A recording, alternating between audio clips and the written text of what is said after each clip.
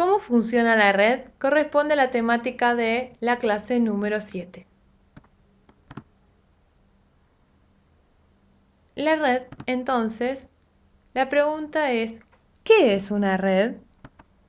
Son computadoras interconectadas de modo que puedan compartir archivos de datos, programas, impresoras y otros recursos. Las PCs están conectadas a uno o más servidores que son ordenadores, con recursos y programas específicos para funcionar como tales. Los servidores son los que almacenan la información común y controlan los periféricos a compartir. El resto de las computadoras personales que no son servidores se denominan clientes y trabajan dentro del dominio de estos servicios. Esta estructura de ordenadores, cliente-servidor, es lo que se conoce como una red de ordenadores o red de computadoras. Los tipos de red que existen actualmente son las redes LAN, conocidas como redes locales, de corta distancia, que son internas y limitadas porque solo se limitan a la distancia, por ejemplo, de un edificio, de una habitación o dentro de una casa, por ejemplo. Las redes WAN, ¿sí?, que es un tipo de red de computadoras capaz de cubrir distancias desde unos 100 hasta unos 1000 kilómetros. Y las redes WLAN, conocidas como las redes inalámbricas o Wireless Network, es la conexión de nodos sin necesidad de una conexión física de cables.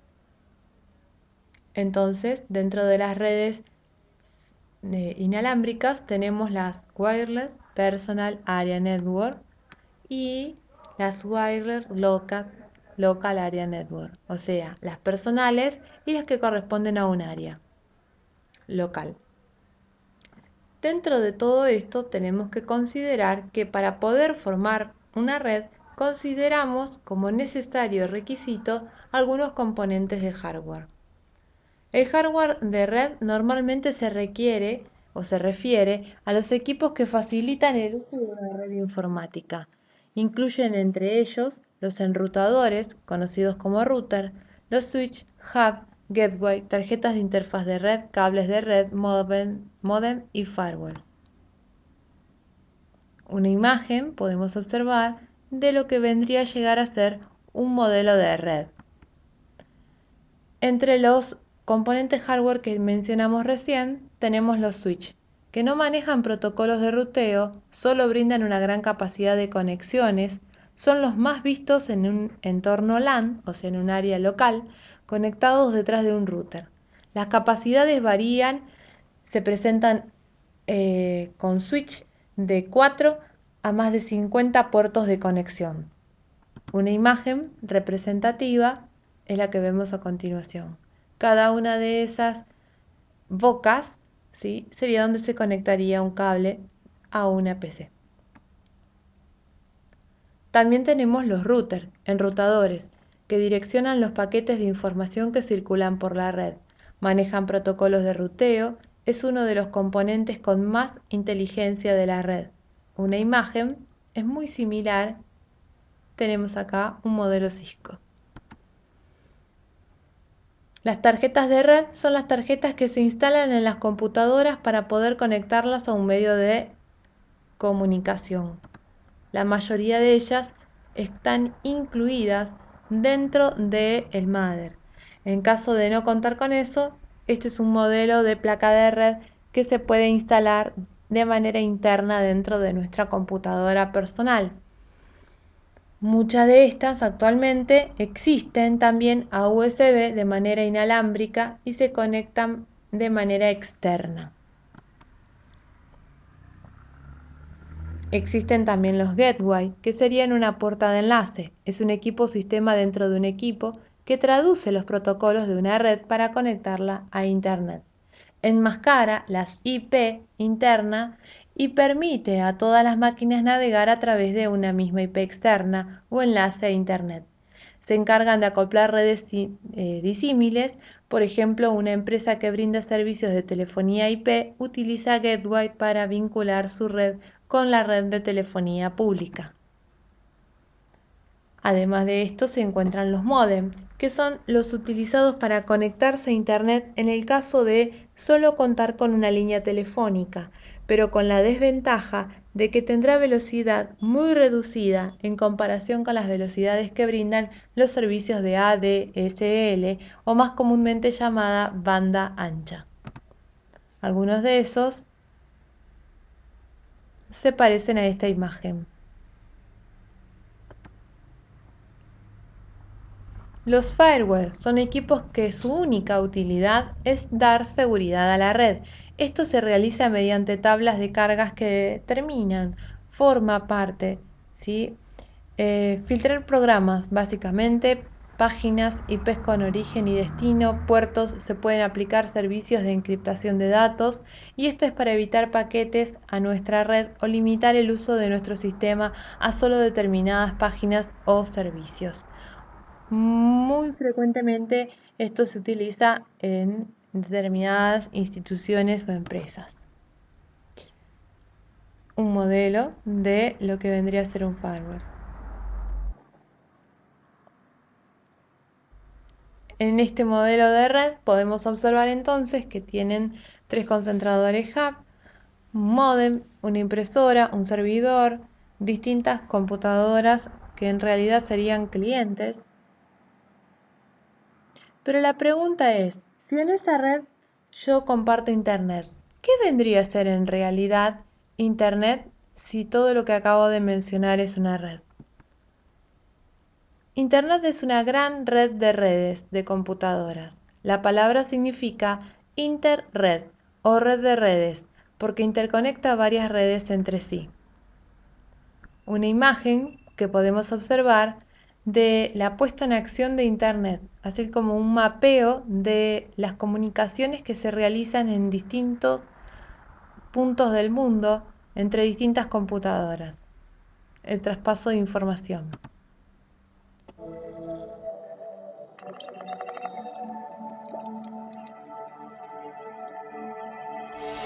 ¿Qué pasa cuando usamos el Internet? Cuando te conectas al Internet para hablar con amigos, enviar emails, hacer compras, saber sobre el clima o estudiar, es como si estuvieras directamente conectado a lo que quieres.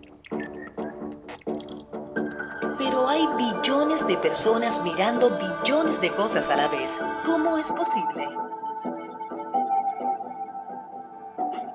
Todo pasa gracias a acuerdos. Piensa que las redes son como deportes. Solo funcionan si jugamos el mismo deporte. Si no, no es divertido. Si logras que 2 computadoras jueguen igual, creas una red, un network. Si tu amigo lo hace también, tienes otra red. Pero si ambos deciden que sus redes jugarán igual, se pueden conectar entre sí. Ahora hay una red compuesta de redes. Hay un Internet. Las reglas del juego cibernético se llaman protocolo de Internet, conocido mejor por sus siglas en inglés, IP. Si todos estamos de acuerdo, podemos seguir añadiendo dispositivos y redes hasta que todo el mundo esté conectado. Eso es el Internet, una red de redes compartiendo entre sí. Cada dispositivo conectado al Internet tiene su propia dirección. Todo lo que enviamos por Internet es solo un mensaje de un dispositivo a otro, pero este mensaje no viaja como una unidad. Se divide en pequeñas unidades informáticas. Cada parte tiene información sobre lo que es, de dónde viene y a dónde va. De esta manera, tu mensaje se divide y va por muchos caminos hasta llegar a su destino. Ahí, usando IP, el dispositivo que recibe el mensaje sabe cómo componerlo. El Internet es descentralizado, eso lo fortalece. Al ser posibles tantas conexiones, no hay un solo punto de fallo. Si se interrumpe o sobrecarga una conexión, tu data simplemente buscará otra forma de llegar. Aun cuando una gran parte del Internet sea afectada, tu mensaje todavía llegará a su destino. Pero, ¿qué pasa si tu amigo y tú usan proveedores diferentes? ¿Podrán comunicarse? ¿Cómo viaja la información de una red a otra? Varias compañías hacen conexiones privadas para intercambiar su tráfico. Por ahora, más tráfico está pasando por las plataformas de servicio compartidos que llamamos puntos de interconexión. Un punto de interconexión, o Internet Exchange Point, como se conoce en inglés, es un lugar donde muchas organizaciones diferentes se unen para interconectar su tecnología. Proveedores de Internet, editoriales, redes sociales, compañías de comunicaciones y organismos de radiodifusión pueden estar en esta plataforma. La interconexión beneficia a casi todos los que dependen de tráfico de redes. Al conectarse todos en un lugar, reducen sus gastos y el tráfico fluye mejor y eficientemente. Es común que los proveedores se vendan tráfico entre sí en sus redes, pero esto es mucho trabajo. Muchos se dieron cuenta que encontrándose en un punto medio, reducirían gastos y el tráfico fluiría mejor.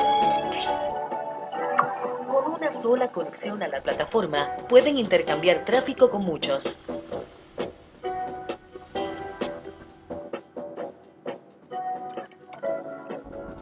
Este método llamado interconexión o peering hace que el Internet sea más rápido y accesible para todos.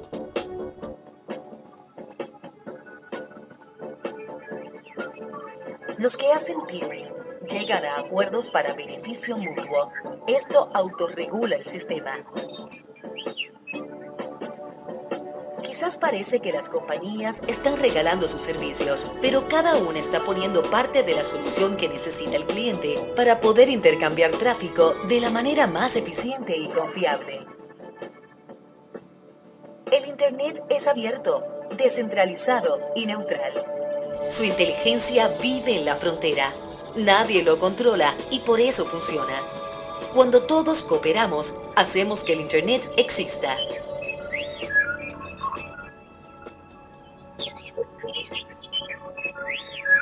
Y así es que funciona el Internet.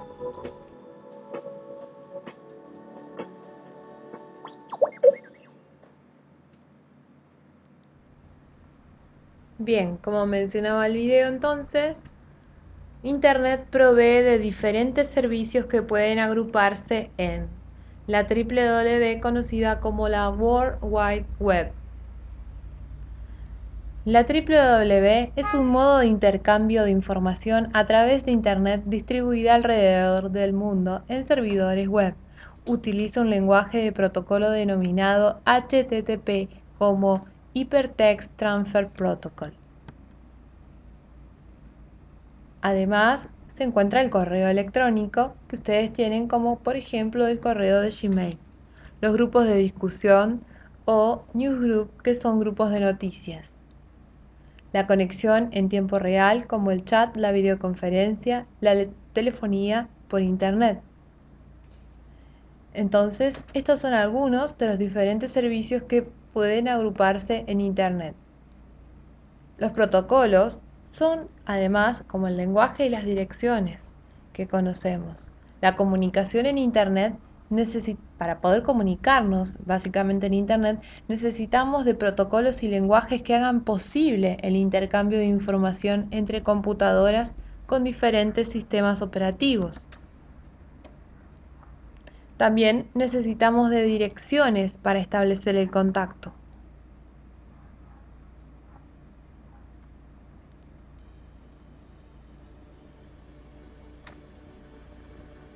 The Internet, in the year 2009.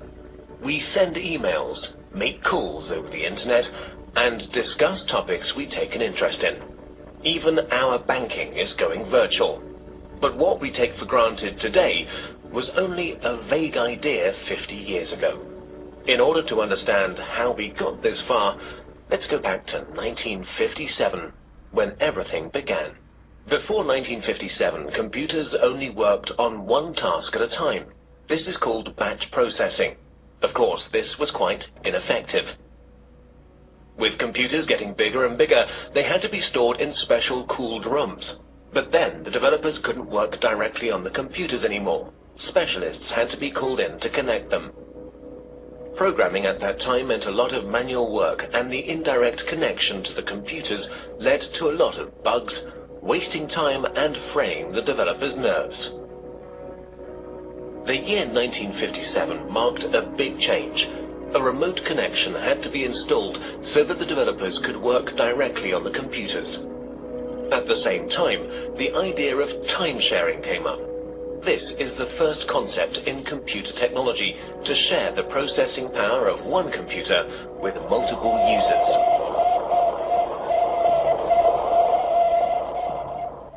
On October 4th in 1957, during the Cold War, the first unmanned satellite Sputnik 1 was sent into orbit by the Soviet Union. The fear of a missile gap emerged. In order to secure America's lead in technology, the US founded the Defense Advanced Research Project Agency in February 1958. At that time, knowledge was only transferred by people. The DARPA planned a large-scale computer network in order to accelerate knowledge transfer and avoid the doubling up of already existing research. This network would become the ARPANET. Furthermore, 3 other concepts were to be developed, which are fundamental for the history of the Internet. The concept of a military network by the RAND Corporation in America. The commercial network of the National Physical Laboratory in England. And the scientific network Cyclades in France. The scientific, military, and commercial approaches of these concepts are the foundations for our modern Internet. Let's begin with the ARPANET, the most familiar of these networks. Its development began in 1966. Universities were generally quite cautious about sharing their computers. Therefore, small computers were put in front of the mainframe. This computer, the Interface Message Processor, took over control of the network activities, while the mainframe was only in charge of the initialization of programs and data files. At the same time, the IMP also served as interface for the mainframe. Since only the IMPs were interconnected in a network, this was also called IMP subnet. For the first connections between the computers, the Network Working Group developed the Network Control Protocol. Later on, the NCP was replaced by the more efficient Transmission Control Protocol. The specific feature of the TCP is the verification of the file transfer. Let's take a short detour to England. Since the NPL network was designed on a commercial basis, a lot of users and file transfer were expected. In order to avoid congestion of the lines, the sent files were divided into smaller packets, which were put together again at the receiver. Packet switching was born.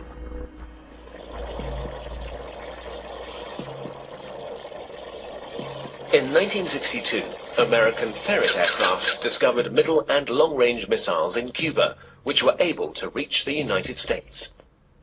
This stoked fear of an atomic conflict. At that time, information systems had a centralized network architecture.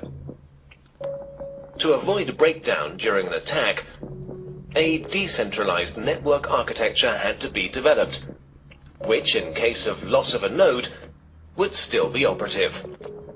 Communication still used to work through radio waves. That would have caused problems in case of an atomic attack. The ionosphere would be affected and the long-wave radio waves wouldn't work anymore. Therefore, they had to use direct waves, which, however, don't have a long range. A better solution was the model of a distributed network. Thus, long distances could be covered with a minimum of interference. Another milestone followed with the development of the French network Cyclades. Since Cyclades had a far smaller budget than ARPANET, and thus also fewer nodes, the focus was laid on the communication with other networks. In this way, the term Internet was born. Moreover, Cyclades' concept went further than ARPA's and the MPLs. During communication between sender and receiver, the computers were not to intervene anymore, but simply serve as a transfer node. Cyclades' protocol went through all machines using a physical layer that was implemented into the hardware, providing a direct connection with the receiver, an end-to-end structure. Inspired by the Cyclades network and driven by the incompatibility between the networks, their connection gained in importance everywhere. The phone companies developed the X.25 protocol, which enabled communication through their servers, in exchange for a monthly basic charge, of course. DARPA's transmission control protocol was to connect the computers through gateways. And the International Organization for Standardization designed the OSI reference model.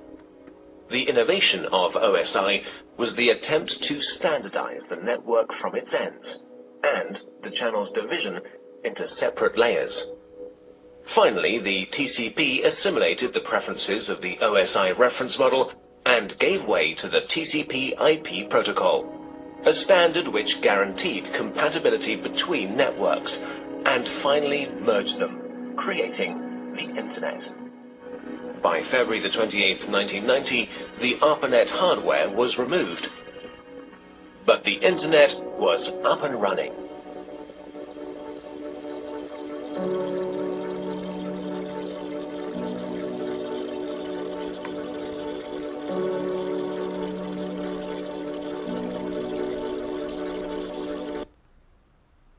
Bien, ahí en el video podíamos ver algunos conceptos como por ejemplo el de protocolos, ¿sí? Que los protocolos son códigos estandarizados para el intercambio de información entre computadoras.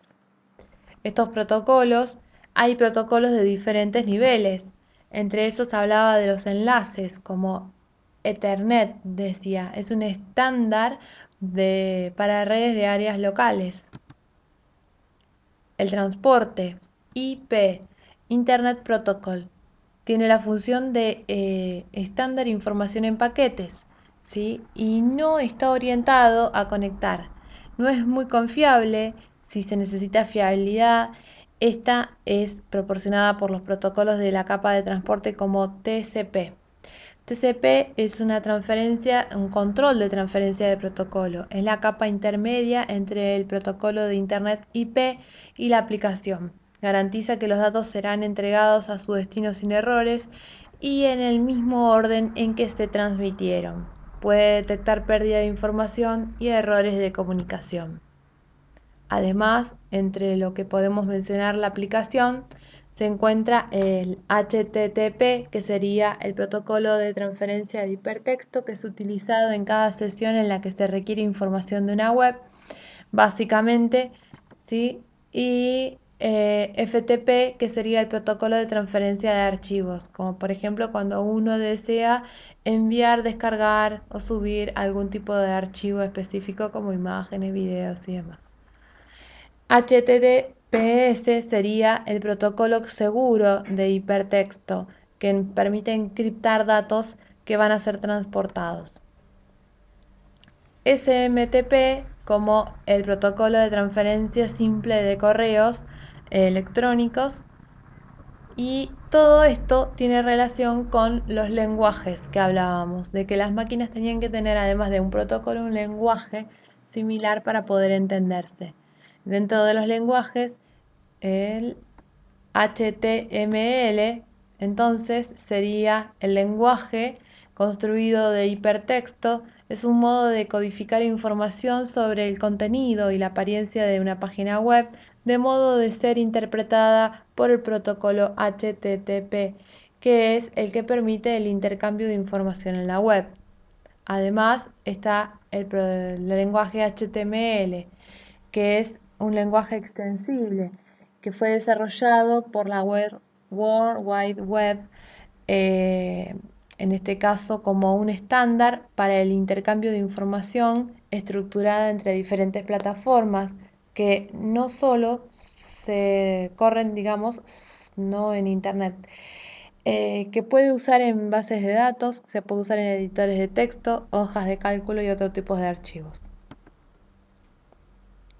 Las direcciones. Básicamente hablábamos de los números IP. El número de IP es una combinación de números que identifican de manera lógica y jerárquica a cualquier equipo que esté directamente conectado a Internet. El estándar más difundido es el IPv4, como por ejemplo 200.55.11.234, que permite 4 billones, 294.967.296, que sería algo así como de 4 a 9 ceros de decimal. Eso es un número muy grande de información. Está comenzando a aplicarse el IPv6, que sería un ejemplo de, bueno, imagínense, permite 340 sextillones de direcciones. En hexadecimal lo podemos mencionar como dice ahí abajo. Una dirección IPv6 en hexadecimal la podemos ver como lo menciona el ejemplo, ¿sí? Donde todos esos ceros y números se pueden traducir y omitir los ceros. Pero que básicamente, si lo tuviéramos que escribir todo con ceros y unos, que sería el lenguaje que de verdad llegaría a interpretar una computadora, es lo que tenemos en la parte inferior y es ese número extremadamente largo. Los tipos de IP se encuentran las fijas, que son públicas, y las dinámicas, que son privadas. Las URL, que es una cadena de caracteres con la cual se asigna una dirección única a cada uno de los recursos de información que se encuentran disponibles en Internet. Existe una URL único para cada página de cada uno de los documentos de la World Wide Web, como por ejemplo los documentos de Docs que ustedes estuvieron trabajando. Se clasifica por su esquema, que generalmente indica el protocolo de red que se usa para recuperar la información del recurso identificado. Además, una URL comienza con el nombre de su esquema, seguido de 2 puntos, seguido por una parte específica del esquema. En este caso, contiene una sucesión de etiquetas que se analizan de derecha a izquierda, que puede tener hasta 127 niveles y puede cada etiqueta contener hasta 63 caracteres, pero restringidos además a que la longitud total del nombre del dominio no exceda los 255 caracteres. Por ejemplo, http://www.unlz.edu.ar/index.html. En este caso, podemos decir que HTML es el lenguaje en el que fue codificado el archivo. En este caso, hipertexto es un lenguaje de hipertexto, o sea, un lenguaje que tiene texto marcado. Index es el nombre del archivo al cual estamos buscando. AR es el país en donde se registró el dominio. Edu es el tipo de dominio, que puede ser comercial, .com, educativo.edu, gubernamental.gov o de una organización como por ejemplo .org, entre otros. UNLZ es el nombre del sitio al cual pertenece. Por ejemplo, podría llegar a ser una universidad, dependiendo de la cantidad de letras que tiene acá y lo que sea que diga. www es el sector de Internet más difundido en el cual están las páginas por las que navegamos. Los nuevos sitios ya no requieren de su empleo y usan el puerto 80. A partir de acá se escribe la dirección a la que vamos a llamar. HTTP es el protocolo de transferencia hipertextual o de hipertexto, que denota el tipo de comunicación que vamos a establecer. Muy bien. A todo esto surge un concepto básico conocido como DNS. DNS es el nombre de un sistema de dominio. Es un sistema para la denominación de sitios instalados en equipos a los que se les asignó una IP fija. Traduce esos complejos números de IP que entienden los servidores a un nombre escrito con caracteres alfanuméricos más fáciles para la comprensión humana. El servidor DNS es un servicio que utiliza una base de datos distribuida y jerárquica que almacena información asociada a nombres de dominios en redes como Internet. En la imagen podemos observar algunas de las menciones de lo que sería el DNS, el dominio, ¿sí? Cómo se relacionarían y demás.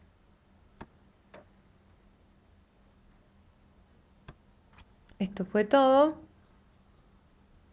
y espero que lo hayan entendido.